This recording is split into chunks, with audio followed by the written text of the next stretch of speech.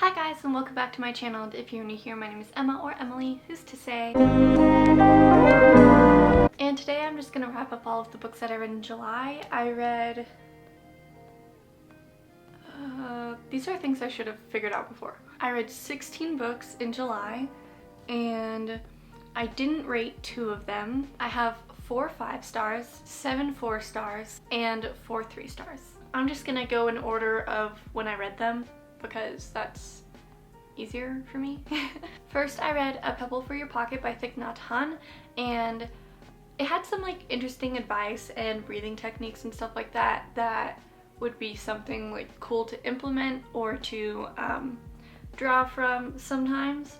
But there were also some inherently misogynistic statements in here. If it was something about like cooking, like ask your mom, it was like usually that, you know. There's also one paragraph that was weird, and like I don't really want to get into it because I know he doesn't mean it in that way, but it was just kind of creepy. But yeah, so I'm not going to be keeping this book, but I'm kind of glad that I read it because it had some interesting stories, and yeah. And I did not read that one. Next, I read Lovely War by Julie Berry, and I gave this 5 stars. I absolutely loved it. First off, mythology is just my thing. I loved it. So I was super happy to read this. I did sort of like take a break in between it just because I'm blaming this on my mom. She told me it was gonna be really sad, and so I just didn't want to read it anymore because I knew it was gonna be sad. So I stopped reading it. I'm like, yeah, it's sad, but it's so good. It took me a lot longer to read it than I thought it would, but that's just because I kind of did like a mini hiatus. I loved that the message was that you're beautiful basically no matter what, and that was just a really nice thing to see, especially from Aphrodite herself. And it was just so full of goodness, and I love how the gods interacted with each other and with the story of the 4 main characters. It is told primarily from the POV of Aphrodite, but you also get Apollo's, Ares, and Hades' POV at certain points. The main narration takes place in the 40s, I want to say. Yeah, 1942, and that is when all of the gods, not all of the gods, but those gods are together sort of talking about things, and that takes place in 1942, and that is all from Hephaestus's point of view. So yeah, it was interesting to get their different point of views and their different personalities. I also listened to the audiobook with this as well while reading it, but I absolutely loved it. I thought it was amazing, and this just further instills the fact that I love Hades. He's my dude. Next, I read A Touch of the Poet by Eugene O'Neill, and I gave this 3 stars. I was kind of boring, but also kind of interesting. The dad just straight up sucked. He was not nice. He only really got sort of better when he kind of broke apart inside, which was like, it was sad to see, and it was sad to see that only then was he like kind of a nice person. And I was like, holy shit, are you okay, bro? You're not okay, but like everyone else is okay, not that you're not okay. Which is just, it's about an Irish family who moves to America in the 1820s, yeah. And it takes place over a day in 1828. And yeah, it's kind of just them living. There's like family drama and stuff. It takes place over a day, and so it's all very like short and spicy. The dad has like alcohol problems and anger issues, and then the wife is like very passive, and the daughter's like, F that, I hate you, dad, I'm gonna go do my own thing and marry some American man. And it also has to deal with them sort of changing themselves. I think what they described it at was like brogue, which I believe means like a hard shoe or something like that in like Irish. Let me see if I can find it, because they were talking about like don't speak in brogue, and I was like, what? So I can't find it, but Brogue was meant to be like the Irish, speaking with like a stronger Irish accent or with Irish slang, and you could see the different spelling of the words when they were speaking in Brogue and when they weren't. And the father was constantly like, don't speak like that, you know, you need to speak like a true American sort of thing. And he was very like, it was kind of sad to just see like how much they were forcing themselves to change, and that when they were upset or when they were dealing with something is when they went back to Brogue. It was just interesting to see that transition a lot. But yeah, overall it was like interesting, but as much as I love character-driven plots, this was just kind of boring. So yeah, I liked it, but it was also like ugh. Next, I read Eclipse by Stephanie Meyer, and I gave this 3 stars. I thought this one was definitely written better than the previous 2, but there was a certain part that was like basically sexual harassment, and it was not handled well. It was addressed a little bit later in the book, but it still wasn't like fully really resolved, and I kind of hate that. I really hate that. It was really hard to read, and it was really sad like in the moment too, knowing Bella's thoughts. It was really difficult to read at the time. And yeah, so that's a lot of why I knocked it down a star, because it was already at about 4 stars, and I think it would have been at 4 stars, maybe without that scene, but also Jacob pining over Bella just got a little bit old. I just can't. Not that I dislike Jacob, I just can't deal with him pining over her so much. It's frustrating. So dealing with that, and then also the sort of sexual harassment bit was not fun, and that's mostly why I gave it 3 stars. Next, I read Breaking Dawn, and I gave this one 4 stars. I actually enjoyed this one quite a lot. It's huge. It's ginormous. I also really liked the Jacob chapters. Like, it was weird seeing his thought process and how different it was. But also his chapter titles were so weird. You know things are bad when you feel guilty for being rude to vampires. Good thing I've got a strong stomach. Like, just really random things. Whereas the ones for Bella are like gesture, big day.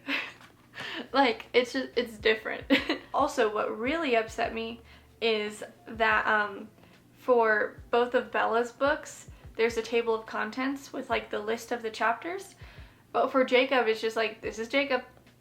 But I did really enjoy reading it. It was fun. Overall, it was captivating, and so 4 stars. Next, I read Dream of Thieves by Maggie Stiefvater, and I gave this 5 stars. Once again, I absolutely love this. There were some plot twists and stuff that I saw coming, but I feel like part of that was the point. You weren't supposed to see it coming totally out of left field, and I like it when I do see some of those coming. Like, obviously there are certain times where it needs to be like a what moment, but when there needed to be those moments, there were those moments. I loved hearing more of Ronan's story and his background, and the general progression and development of all of their characters and their relationships, like friendship based mostly.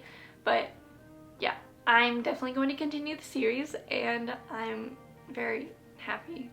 Next, I read One of Us is Lying by Karen M. McManus, and I read this for the Mortals and Monsters Emerge group book. And we did a live show on this, and so I'll have that up there if you want to go check it out. But I gave this 3 stars, maybe more like a 3.25 or 0.5. I like the story even though it was kind of predictable. It was fun and a quick read. I read it in one sitting. I just was interested, you know? It was captivating enough that I wanted to continue. It was just a fun, quick read. I did not, however, enjoy that one of the characters' sexuality was basically a plot line, and also that depression basically ended up being the bad guy. Yeah, I can't say like much more than that without spoilers, but like trigger warning for self-harm and like abusive relationships, depression, homophobia. But yeah, so like I think the mental health rep was just lacking in general. As far as the second book, I might read it. It might be something where at some, like if I have access to it, say through Libby or something else, I would probably read it just because it seems like a fun read, and I want to know how they're going to build the story from there, because the bad guy, it was already like resolved, and so I don't know what more could happen in the second book, so I'm kind of interested, but it's not something that's like super high on my list to read sort of thing. Next, I read The Song of Achilles by Madeline Miller, and I gave this 5 stars. I absolutely loved it. It was, again, just mythology, my thing, and again, I took a break like somewhere around the middle, or probably more like 3/4, because I was like, this is going to get sad, and I was not prepared for it. It was so good, and I really want to get like a tattoo now of this and this and this, like somewhere right here or something. That would be so cute. I love that it was from Patroclus's point of view. I loved hearing his side of the story, and I just don't think I can adequately or accurately express how much I loved this book. I love Madeline Miller's writing. I'm so excited for her next book. I think everyone was like, I really hope it's a Hades and Persephone retelling, and man, I was right there with you. But I'm pretty sure it's a retelling of The Tempest by William Shakespeare, but I could be wrong. Next, I read A Scandal in Bohemia by Sir Arthur Conan Doyle. This is like a bind-up. This is not the whole thing. I think the whole thing is probably like about this many pages. Yeah, I listened to it. I have it here, but I also have like all of the Sherlock stories on Audible. It was really fun. I think honestly it suffers from like it being such a short story that there's not enough time to develop things. I think maybe it's more like a 3.75. I absolutely love Irene Adler, and I've seen the show, and I loved her character, and so it was fun to see her in this and like what the differences were. Just, I feel like there wasn't enough development in this, and yeah, so that it was like lacking for me, I think. But overall, it was a fun read, and I want to read more of his stories. Next, I read Get a Life, Chloe Brown by Talia Hibbert, and I gave this 4 stars. It was fun to read, and I liked the fibromyalgia rep. I liked her character, and that you also get the point of view of the love interest. I thought it was interesting. I'm pretty new to adult romance, so this was a little bit strange for me, I guess. But yeah, overall, I enjoyed it. It was fun. I thought it was funny. I loved her relationship with her sisters. That was fun to read. I listened to the audiobook, and I think it was nice because I was able to, like, the speaker did a really nice job of, like, embodying the sarcasm, I guess. It was just really easy to flow through the conversation and know what they meant just by how she was inflecting her voice. Is inflecting a word? But I cannot handle the pet name baby. It really, really bothers me. And so that was just something for me that was not cool. So yeah. Next, I read Someone's Story by B.A. Bellick, and I gave this 3 stars, more like a 3.5. The author reached out to me and sent me a digital copy, but I found that the title was also on Kindle Unlimited, so I used that instead because it would be easier to annotate. Honestly, I enjoyed the book. It was a really good one, like objectively. I think it just didn't hit me where I wanted it to. I don't know. It just didn't like attach itself to me in the way that I think it did other people. I enjoyed the characters. I liked the mental health rep. From what I could relate to it, I thought it was an accurate representation, and what I couldn't, I didn't see any obvious red flags, and so that was good. I finished it in mostly one sitting. I was really interested in the story. I wholeheartedly understand the 4 to 5 star reviews, and I think that it could be plenty of people's like favorite book, or just a book that means a lot to them. It just didn't hit that mark for me, and I don't really know what exactly it was missing, or if it was really missing anything. It was just not for me, I think. Overall, I think it was just like a well done story. It was good, and I think the morals or the lessons that you can take away from it are really nice and sort of uplifting. Next, I read The Picture of Dorian Gray by Oscar Wilde, and I gave this 4 stars. It was a wild ride. I really enjoyed it, and I thought it was so interesting, like all of the characters, because you meet Baz, Lord Henry, and Dorian, and Baz is just this sweetheart, we love him. Dorian is like narcissistic, but he seems pretty chill. And then Lord Henry is like, I have all of these ideas, listen to him. And then his friends are like, dude. And I was like, dude. Some of his views were just like really misogynistic, but also just interesting, like interesting that you think that way, okay? The total like tonal switch in the book and Dorian specifically was absolutely insane. And I think Baz was really done dirty, and he was my favorite character, and so that made me sad. But yeah, I think I just really liked it. I liked the lessons, I guess, and what went on. It was like chilling a little bit, and just like grotesque, but not in like a gory way, just in like a, man, you really did that sort of way. Next, I read A Midsummer Night's Dream by William Shakespeare, and I gave this 4 stars. It was an interesting ride. I was originally planning on giving it more like 3.75, but I think about it more, and I think about like how weird it is and how much I love that. It follows 4 lovers. It's like a love shape. And it gets even more complicated with like the magic that shows up, because there's those two, and then her to him, and then him to her, and then her to him to her, and then it's confusing, but it's so fun to read. I loved it. I thought it was great, and I loved how the ending was basically, I don't think this is much of a spoiler because it's just like the ending remarks, but it's just this guy being like, just pretend all of this was a dream, okay? Okay. Next, I read 12th Night by Willie Shakes, and I gave this 4 stars. I also really enjoyed this one. I thought it was funny, and it was just weird, but like so good. And I grew up watching She's the Man, so it was kind of fun to like, I loved the love triangle, and I loved that it was actually a freaking triangle and not like a V or something, because each person liked a different person, and it was just so good. I think what's also really funny is that like at the very end everything's like patched up really quickly. Orsino something along the lines of, oh, you're not a dude? Okay. Let's get married.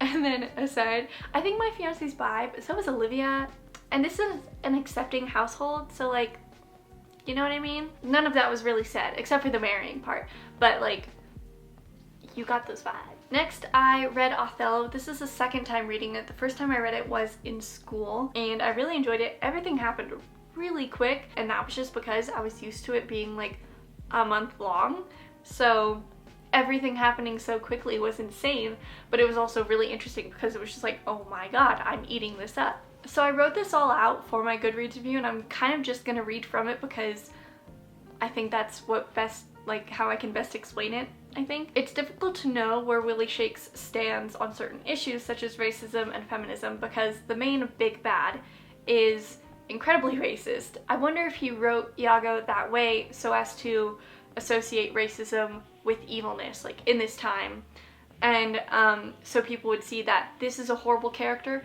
who is racist, meaning racist is a horrible thing. Like I wonder if that's what William's thought process was, or if it was just like, this is another motive for Iago to be an ass.